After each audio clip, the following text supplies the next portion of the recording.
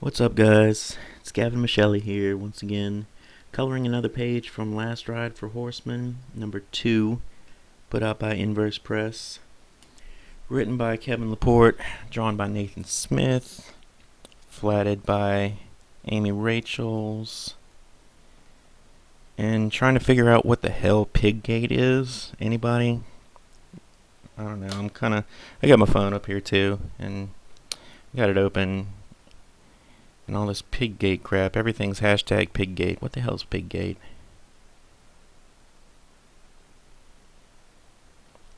Oh well. Whatever. I got coloring to do anyway. I got no time for pigs.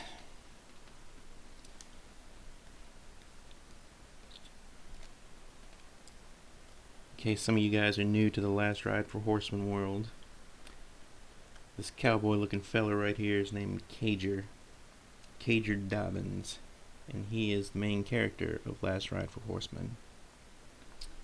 He's kind of like the what's Clint Eastwood, the man with no name? Yeah, he's the man with no name, except he has a name. And once again, just like in the last page, Amy's got everything. Check all that out. Isn't that nice and neat? Isn't that wonderful? Look, the hat's on a layer. Is dusted. Don't show this message again. The duster's on a layer. Everything is just on layers. It's just beautiful. Thank you, Amy. You are the best. I'm going to preserve transparency on all these layers, just in case you guys are wondering what the hell I'm doing.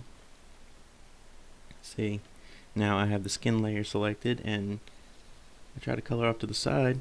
It doesn't work. But if I try to color his skin, look at that. Look at that.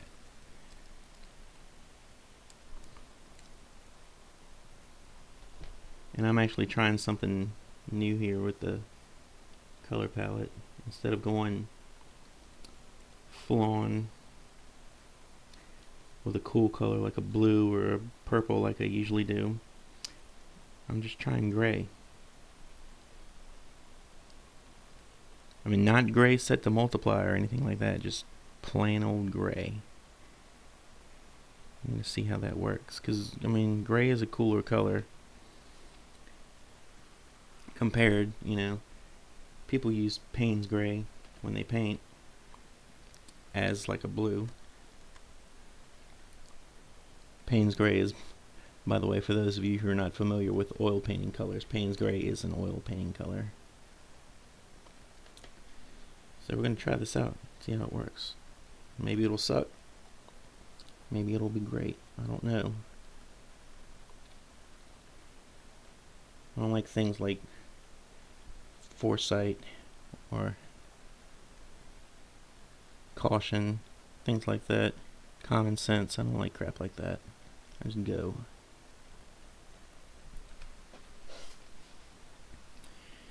And it's looking okay.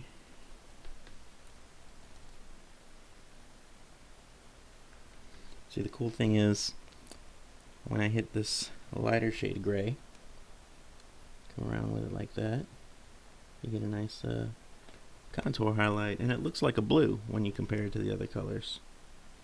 I was finding that my blues and my purples were a little overpowering.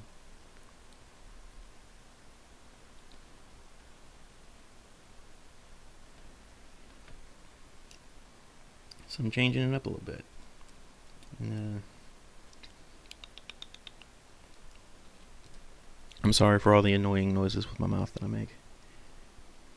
When I'm thinking, it tends to be what I do. I just kind of make annoying noises with my mouth until something happens.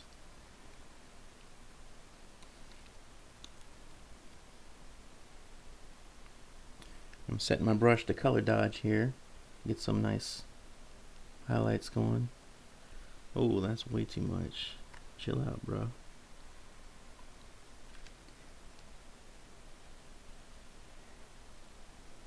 We can't get too nuts with these highlights on color dodge. Color dodge is a powerful tool. And if you overuse it, you're going to look like a total hack. Which obviously I am, but I don't want people to know that.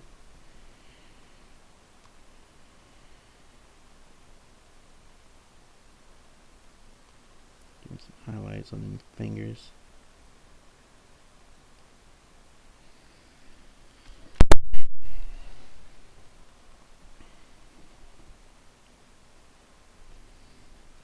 Alright, we've got the skin knocked out.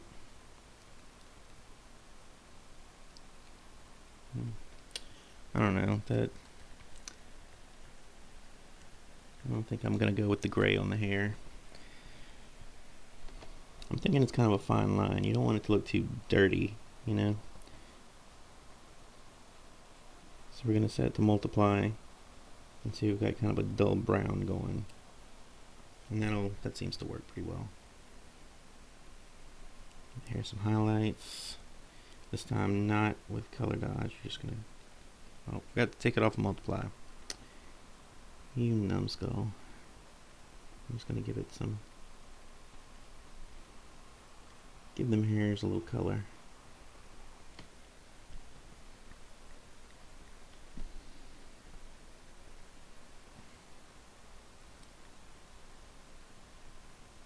And seems like I've already pretty much abandoned my plan and going back to my color picker palette. See, that's why I don't bother planning things out.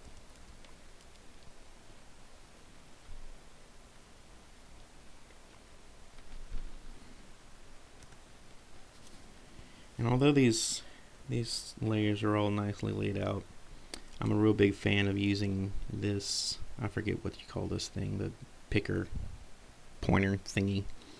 I like to set it to auto select and layer. You can set it to group too, but I like to set it to layer. Because see, if I set it to group, let me show you actually. I'll just set it to group and see, it just picked the entire group, as you would assume from the name. But if I put it to layer, blah blah. Now back to coloring. Now I've already got transparency set.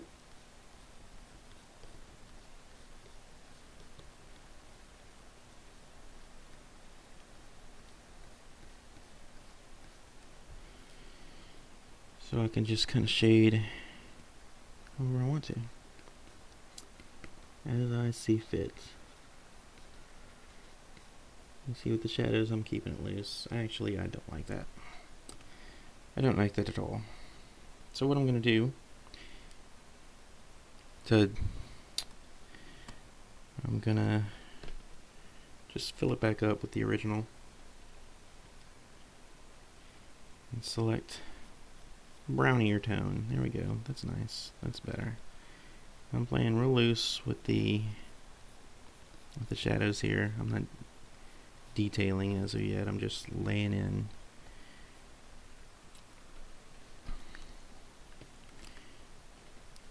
Trying to decide how the light's hitting this guy.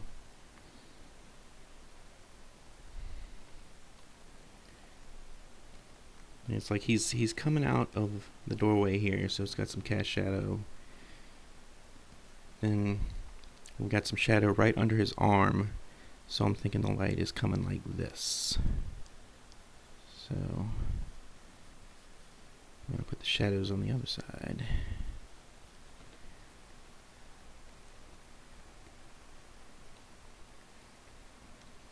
And Nathan, if this is not what you intended, feel free to berate me. But do it in the comments, so I have some comments on my YouTube video.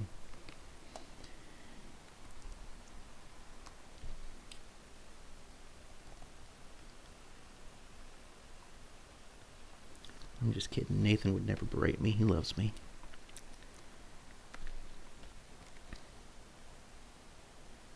And for those of you who came in late, I am talking about Nathan Smith, the penciler of Last Ride for Horsemen. That's Nathan. When I say Nathan, that's who I'm talking about. Nice guy. He's actually an actor as well. Appeared on American Horror Story Freak Show as the cook. A cook.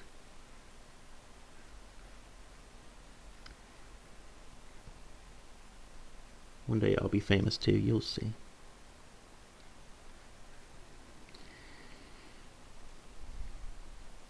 But for right now, I'm just cutting in shadows and highlights, going back and forth.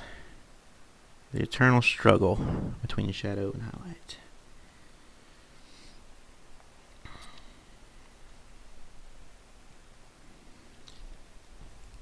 Dodge in some extra bright highlights there.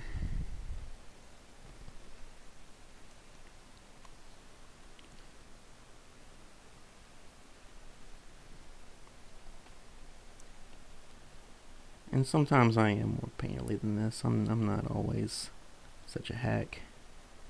That's a lie, yes I am. No, I'm,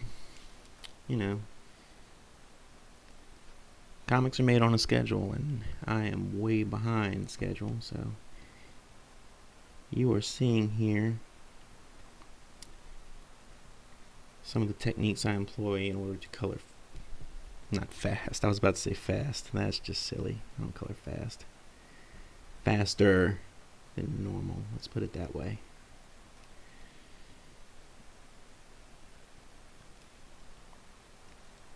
See, I've got some cooler gray coming in here.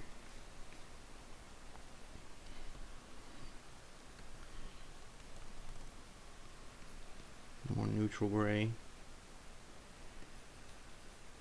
I'll go straight to black since it is supposed to kind of fade in back there.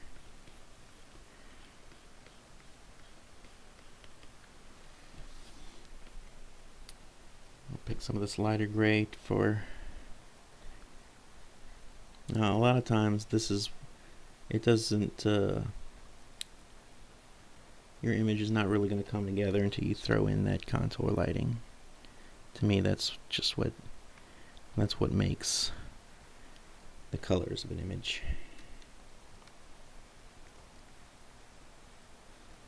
See how it turns that nice? Well, it looks blue in comparison, but as we've discussed, it is gray, not blue. I'm looking at a lot of Chuck Pierce's stuff.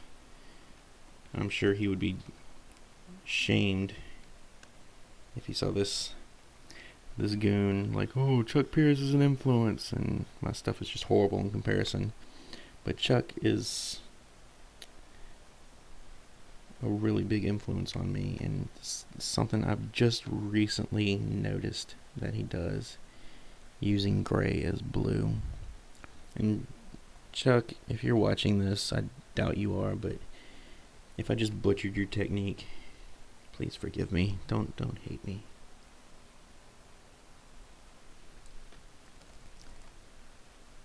Chuck doesn't care.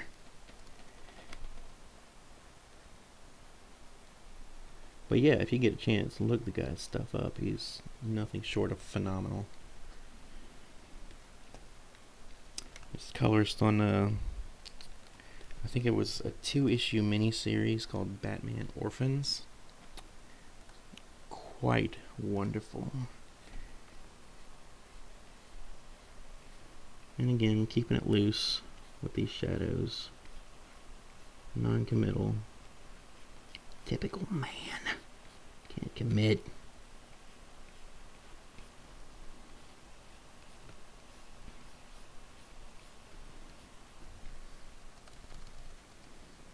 And we've talked about he's coming out of the darkness, so as he recedes, he's going to get darker, as opposed to normally.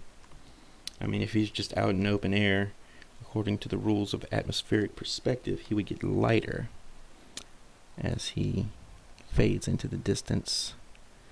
And that's the way it is with backgrounds like mountains and stuff like that. Stuff gets lighter as it goes into the distance, but if he's coming out of the shadows as he is, it's going to get darker, not lighter, you silly gooses.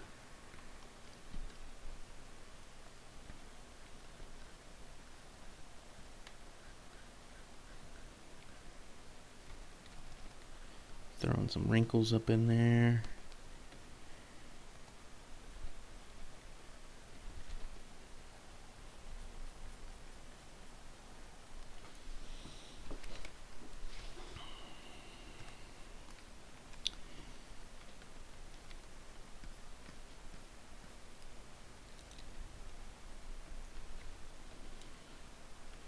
Yeah, that's looking pretty cool. And wherever possible, I like to use parts of the panel to select from for other parts. Like you saw, I just color dropped from his duster to get this color for the hat. So it adds continuity. Continuity is not only for comics, folks. I mean, not only for storytelling. There's also a visual continuity that you have to follow. I'm actually horrible at that.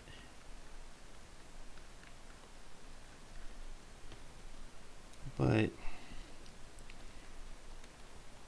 I can keep it pretty much the same if it's just one panel. Am I talking gibberish yet? I'm pretty sure I am. I don't know if any of you guys have tried to draw and talk at the same time. It's weird.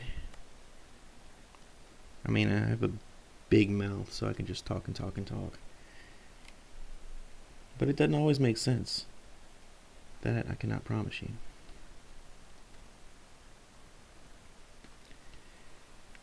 See, we got some.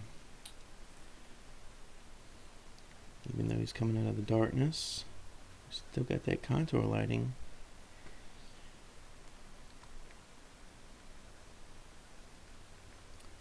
That's the good stuff right there, the contour lighting. Yes, sir.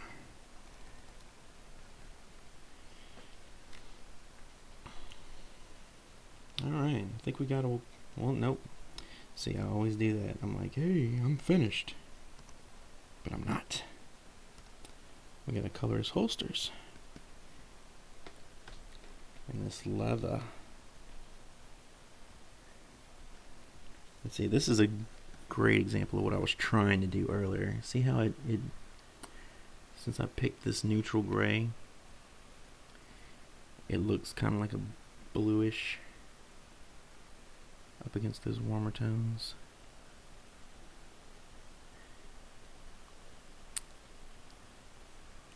Still trying to figure this coloring thing out, man. I've been an artist for a lot of years. Went to art school, all that garbage. And I'm still trying to figure this coloring thing out, man. Colors are tricky.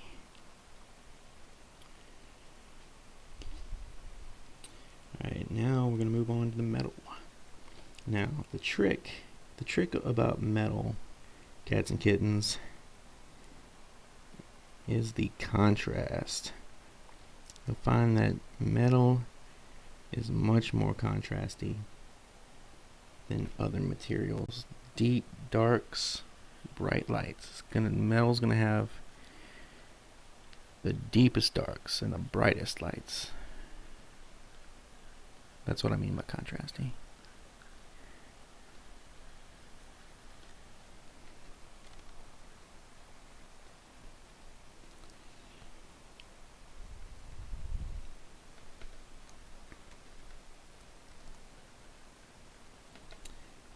And also, just like I selected for like items like the duster and the hat, I'm going to select the color to reflect off of the metal. The metal is not just going to be gray, because it ain't just gray, it reflects. It reflects tan. Reflects brown. Now we're going to come in with some highlights.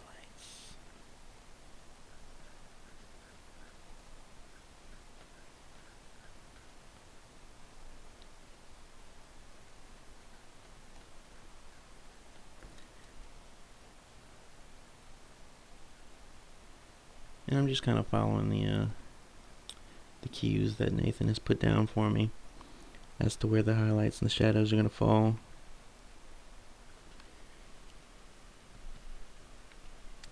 Put those extra bright. I think metal's the only place that you're going to find those sparkly ultra white highlights. Usually I don't even select white. White is not a color to use in painting, but for metal, you make an exception. Ooh, uh-oh, fire's blocked.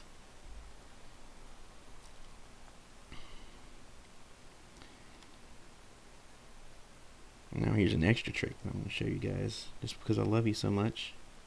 How to make that metal really shine. Create a new layer on top of everything. Set on top of everything. There we go. Set that layer to screen.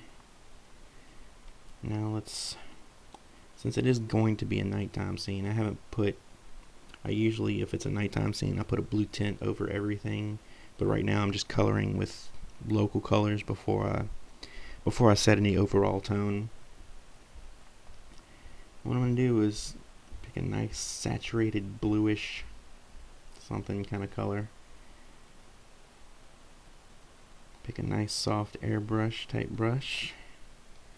And this is over the top of everything. I'm going to brush that sucker in. See that?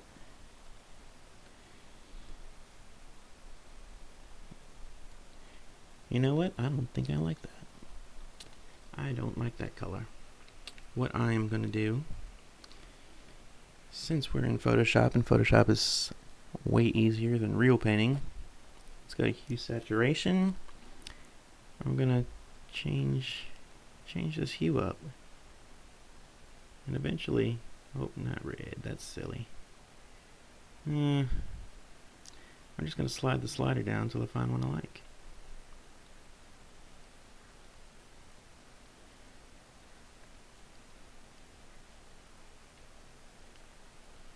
Let's go with this one. We can even down the saturation a little bit. And now, over the top of that, on the same layer, you don't need a million layers here, just dab some white on that mug. See, what we have going here is kind of what I like to call it the lightsaber effect.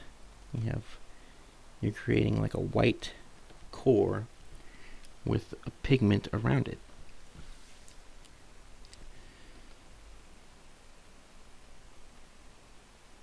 And we'll decide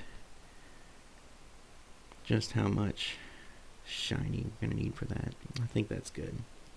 83%. That's a nice round number.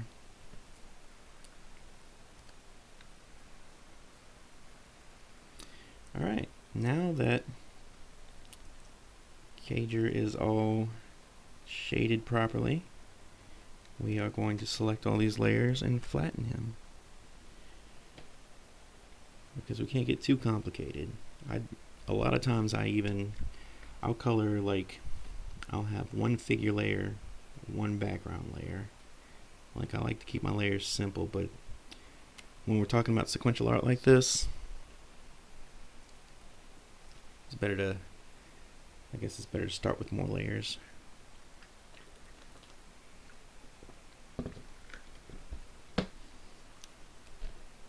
Especially when you're trying to work quick, layers are your friend.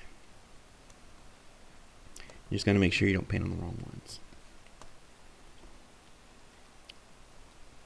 Now let's give Mr. Cager some. Am I even doing that right? Oh, there you go. That's what happens when you forget to check preserve transparency. Start coloring all over everything. Preserve transparency.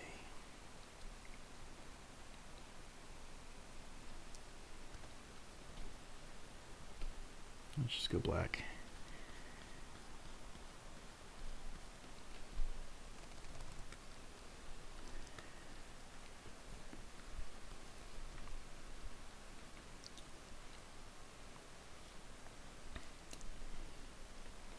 As I'm sure you've noticed, I've got a bunch of brushes right there. I'm only really using 2.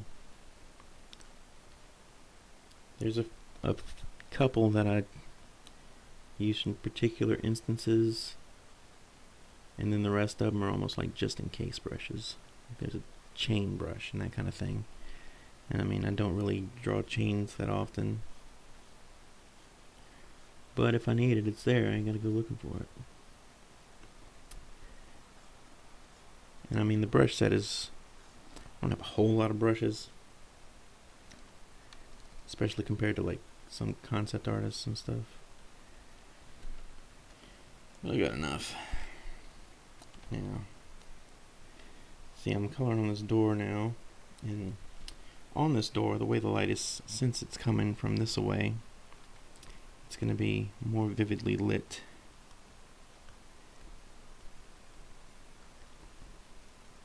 On the inside, right about here.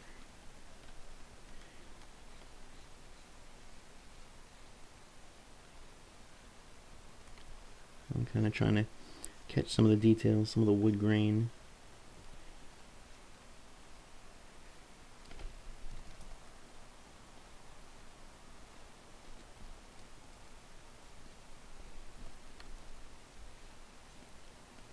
Oh, undocked my window. But you never, even in detailing, you never want to forget your overall light source. I mean, I'm not just coloring the details of the door, I'm coloring the whole door, you know what I mean? So there is an overall lighting condition that I am staying aware of. And see that outer edge, I mean that, whatever you call that. This part, that is definitely the most lit.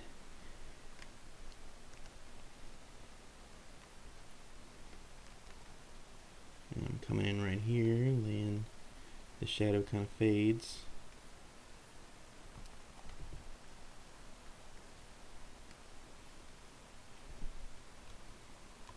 Take some of this light, put it along the edge here just to emphasize that change in lighting condition. And like we were doing earlier, let's grab some of that neutral gray, and I'm gonna put it as coming up. Oh, that's too much. See, if I put too much like that, I have my flow set pretty low, 26%. So that first pass got a nice light effect, and I'm gonna sample from that and use that for the other panels. And see, a lot of times, and this is something I learned from life drawing classes, a lot of times inside a shadow there will be a shadow will be dark, then lighter, then dark again. Oh, right here is a great example. Dark, light, dark. And I'm just kind of replicating that.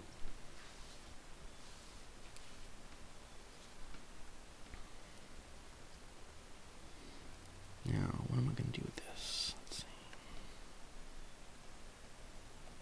Let's put this shadow coming in from the top. It's like black right here, since it is supposed to be fading into darkness. I'll darken that sucker up.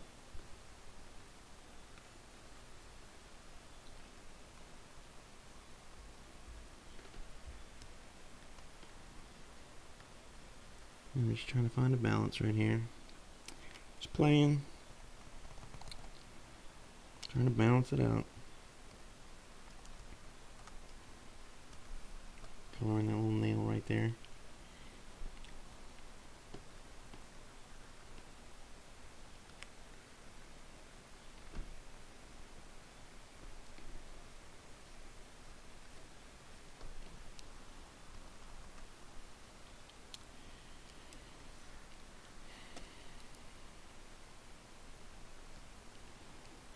Now for this wall, now we're just getting big. Overall lighting condition. Let's try this. try setting it to multiply here.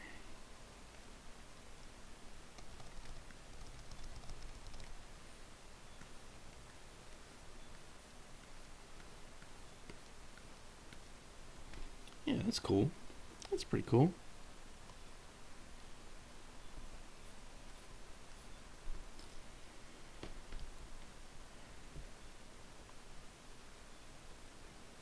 I don't know if I mentioned this already, but in general, you're going to want your highlights to be warmer, your shadows to be cooler. It's just the way the eye works. Warm comes at you and cool recedes. I'm going to pick this nice little square grungy brush. I think I actually got this from, I don't know if any of you guys follow Trent Kanuga on YouTube. He's freaking awesome. Awesome enough that I bought his brush pack on Gumroad. Thanks, Trent.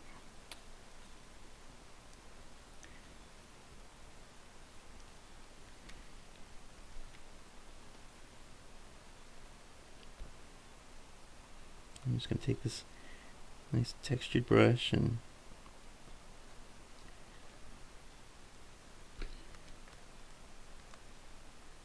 just detail a little bit.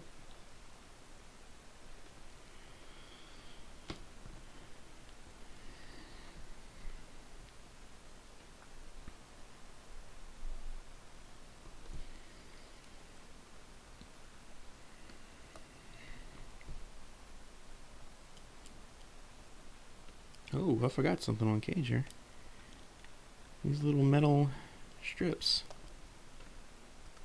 I just kind of went on with my business and forgot all about them.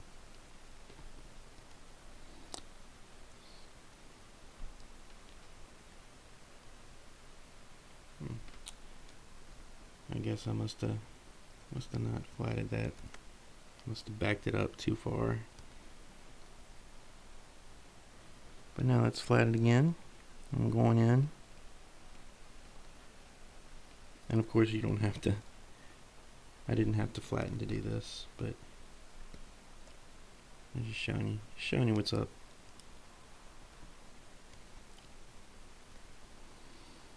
Yeah, that's good.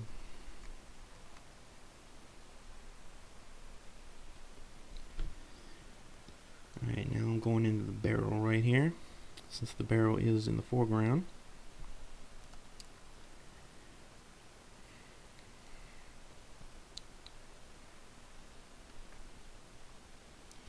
When you're coloring stuff that's white, you don't actually want to color it white. I mean, you either got a cool gray or a warm gray.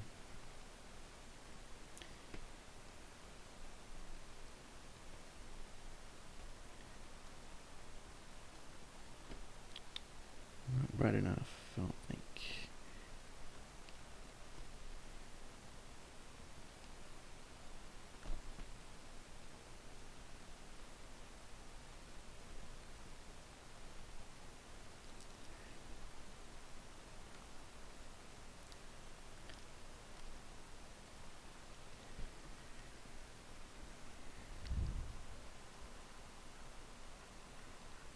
And bone is not white anyway, really. It's like off-white. It's dingy. It ain't like pearl or something like that.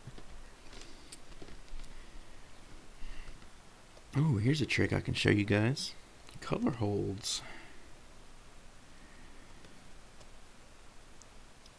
See these lines right here? I'm going to color these lines red just because I think it'll look cool. So I'm going to click Preserve Transparency on the line layer. As you can see, that's the line. And now, for my color, I'm going to select a pretty dark red. Once I actually highlight that blood, the outline's going to look even darker. And then I just color it in. And since it is set to Preserve Transparency,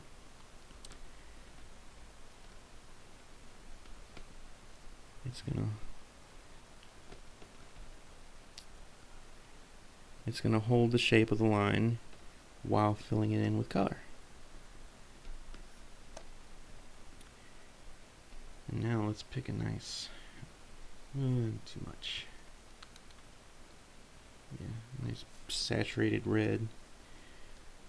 Just to make sure this is nice and horrifying.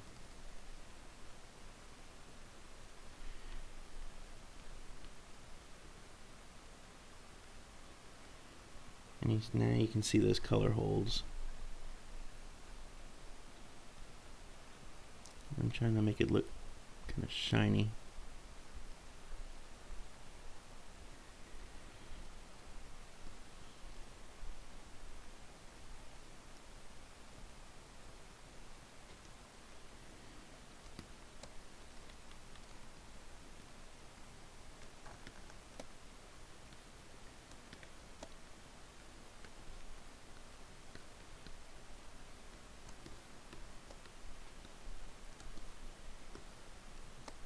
Yeah, that's pretty cool.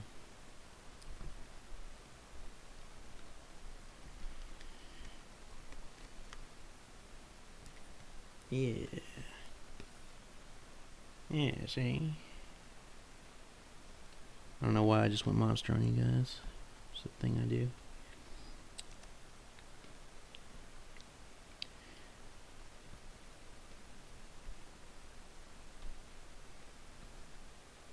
Go back to that dark color.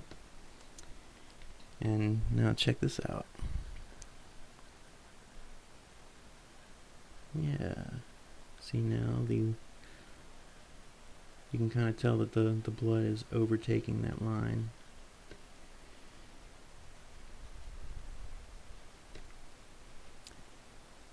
And do the same thing right here.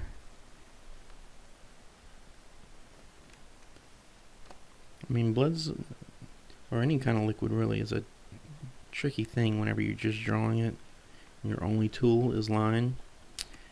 But if you add color to your arsenal, once you hit that spot, you can get some nice stuff. I mean, you can get some nice stuff with just line too. I'm just saying, get off my back. Yeah, some pretty cool blood. Some blood.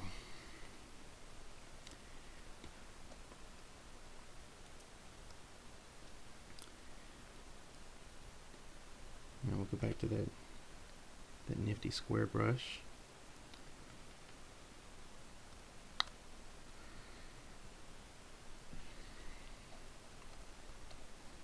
Make that sucker nice and big. That was not quite what I wanted. So let's try this. Take the old tragic wand.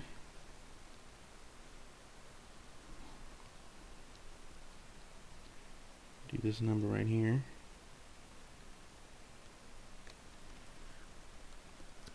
Now I don't recommend using the tragic wand excessively. There is a reason I call it that. But for stuff like this, see, we got the preserved transparency. This is going to do just fine.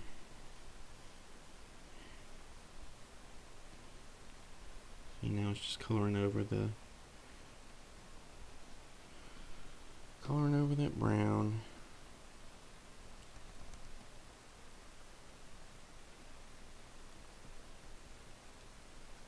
And it looks like I'm coming in with straight blue. That's the crazy thing. But it's not, it's just a neutral gray.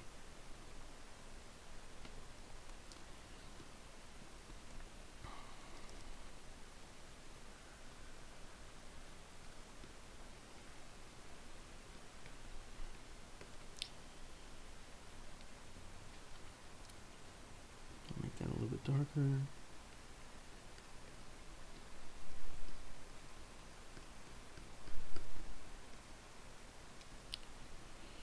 Control D deselects it. I don't even know if I know how to navigate to the deselect command. Control D. Now let's give this wood some highlight.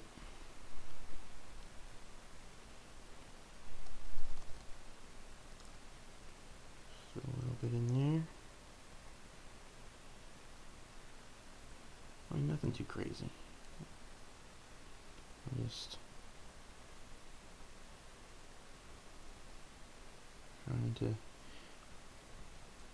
trying to flesh out the overall lighting situation.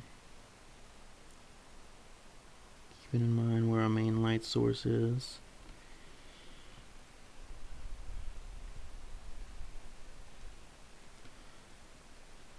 And nice and rough since it is wood.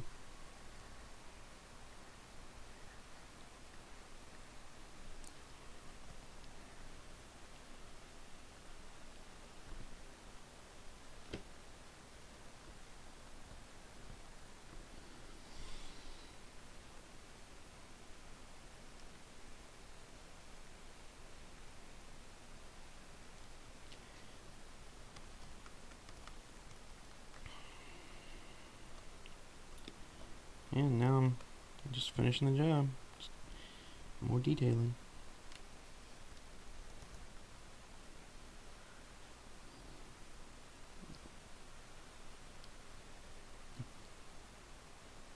And as you can see, this brush is pretty cool. Again, thanks, Trent.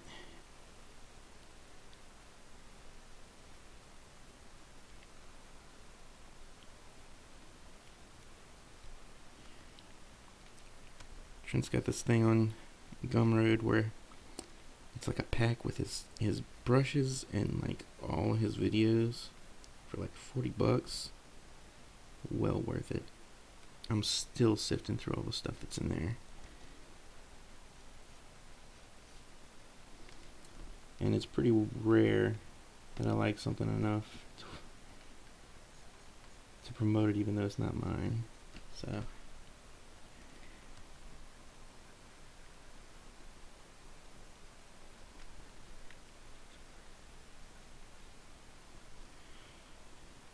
yeah, I'm not sure how this. I might just be killing this panel at this point.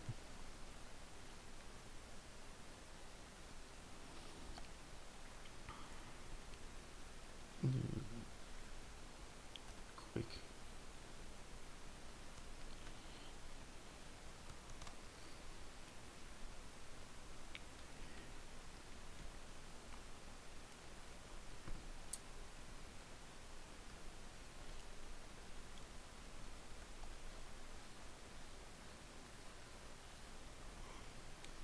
Just deaden some of that highlight.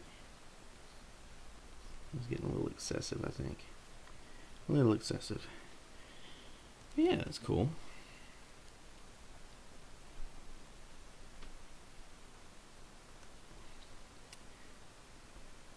Put a little bit of highlight on the dolly here.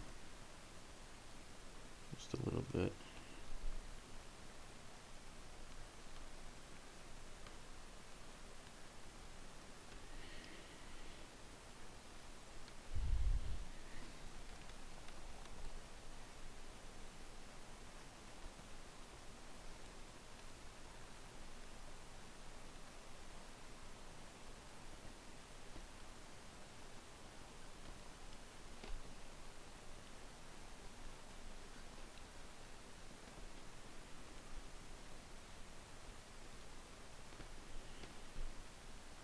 Alright, we save our work, which I should be doing periodically. I should have done it a lot more than that. You never know what's going to screw up on these fancy pants computers. But there we go. That's what panel 1 looks like. I hope you guys enjoyed this vid. If you liked it, make sure to click the like button. Make sure to subscribe to my channel. Make sure to click on the links in the description. My GavinMichelli.com page, GavinMichelliArt.com, excuse me. Check out my TeePublic store. Check out my eBay. Check out my DeviantArt page. Check out my Facebook. Check out, I don't know. Check out everything. Everything there is to know about me. You need to go and learn it. And thanks for watching, guys. I'll see you next week with another video of whatever I happen to be doing at the time.